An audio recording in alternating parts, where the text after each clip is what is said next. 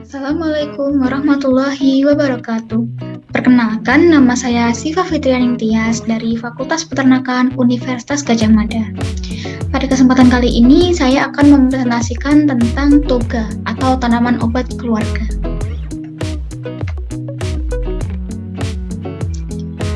Apa sih toga itu? Toga atau tanaman obat keluarga adalah tanaman hasil budidaya rumahan yang dapat berkhasiat sebagai obat. Tujuan ditanamnya toga yaitu setiap keluarga dapat membudidayakan tanaman obat secara mandiri dan memanfaatkannya, sehingga akan terwujud prinsip kemandirian dalam pengobatan keluarga. Selain itu, dapat juga toga ini dijadikan ladang usaha atau inovasi usaha yang dapat menambah pendapatan. Fungsi dari toga yaitu sebagai sarana untuk mendekatkan pada upaya-upaya kesehatan masyarakat. Antara lain yang pertama upaya preventif atau pencegahan, yang kedua upaya promotif atau meningkatkan kesehatan, dan ketiga upaya kuratif atau penyembuhan penyakit.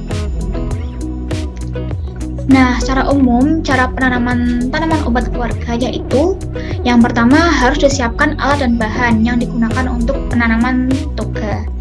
Yang kedua, mencampurkan tanah dan pupuk kompos sebagai media tanam toga. Siapkan polybag atau pot yang digunakan sebagai wadah penanaman toga. Kemudian, masukkan sebagian campuran tanah dan pupuk kompos ke dalam polybag atau pot. Kemudian, tanaman atau bibit toga dipindahkan pada media polybag atau pot. Kemudian dimasukkan campuran tanah dan kompos lagi ke polybag tersebut. Lakukan perawatan dan penyiraman toga secara rutin. Nah, pemeliharaan toga yaitu ada 5. Yang pertama yaitu dengan pengeringan dan pengaturan perairan, yang berfungsi untuk agar tanaman terbebas dari genangan air dan rimpang tidak membusuk. Selain itu harus dilakukan penyiangan. Penyiangan yaitu pemberantasan hama yang dilakukan secara rutin setiap 2-3 minggu sekali. Yang ketiga pendangiran, yaitu menggemburkan tanah kembali agar proses peredaran udara dan air di dalam tanah lebih sempurna. Yang keempat yaitu penyulaman, yaitu kegiatan penanaman kembali benih untuk mengganti tanaman yang pertumbuhannya tidak sempurna. Dan yang terakhir yaitu penyiraman. Pada awal pertumbuhan, lakukan penyiraman sebanyak 2 kali sehari, yakni pagi dan sore hari, hingga tanaman itu kebutuhan airnya tercukupi. Nah, khasiat toga dari masing-masing tanaman yaitu sirih. Sirih itu dapat menguatkan gigi, mengobati sakit mata, dan menghilangkan radikal bebas.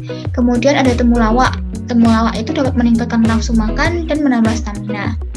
Yang ketiga ada daun pinahong yang berfungsi untuk gatal-gatal dan alergi, darah tinggi, serta gula darah. Yang keempat ada kunyit sebagai antiinflamasi atau peradangan, kemudian antioksidan, antimikroba, mencegah kanker, dan anti tumor. Yang kelima ada lidah buaya, yaitu untuk penyubur rambut, menyembuhkan luka, dan dapat dijadikan untuk perawatan kulit. Kemudian ada jahe yang dapat mengobati masuk angin, demam, dan batuk, kemudian juga dapat menyembuhkan sakit perut. Dan yang terakhir ada kumis kucing yang dapat membantu mengurangi tekanan darah, serta mengobati batu ginjal dan rematik. Nah, cara memanfaatkan toga-toga tersebut yaitu antara lain misalkan sirih. Sirih itu bisa untuk obat sakit mata. Caranya yaitu ambil 3 lembar daun atau pucuk sirih, kemudian diperas atau ditumbuk sehingga partikelnya menjadi kecil-kecil, kemudian airnya diteteskan pada mata yang sakit. Setelah itu juga ada kunyit. Kunyit itu dapat berfungsi untuk mengobati batuk, flu, dan sakit perut. Caranya yaitu 3 buah rimpang kunyit ditumbuk, kemudian disaring. Tambahkan 1 buah kuning telur dan sedikit gula, kemudian diminum. Kemudian ada jahe. Jahe dapat berfungsi untuk obat masuk angin dan batuk. Caranya yaitu 1 ruas jahe ditumbuk atau diparut, kemudian diperas, disaring, dan ditambahkan sedikit gula, kemudian diminum. Dan yang terakhir ada kumis kucing. Kumis kucing itu dapat berfungsi untuk batu ginjal dan rematik. Caranya yaitu 1 genggam pucuk atau daun kumis kucing direbus airnya, kemudian diminum. Cara-cara tersebut ini bisa berfungsi apabila kita melakukannya secara rutin ya teman-teman.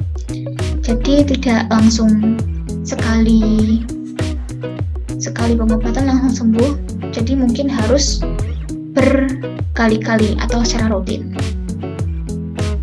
Berikut merupakan daftar pustaka yang saya gunakan dalam pembuatan buklet ini. Oke, sekian dari saya. Mohon maaf apabila ada kesalahan. Terima kasih atas perhatiannya. Wassalamualaikum warahmatullahi wabarakatuh.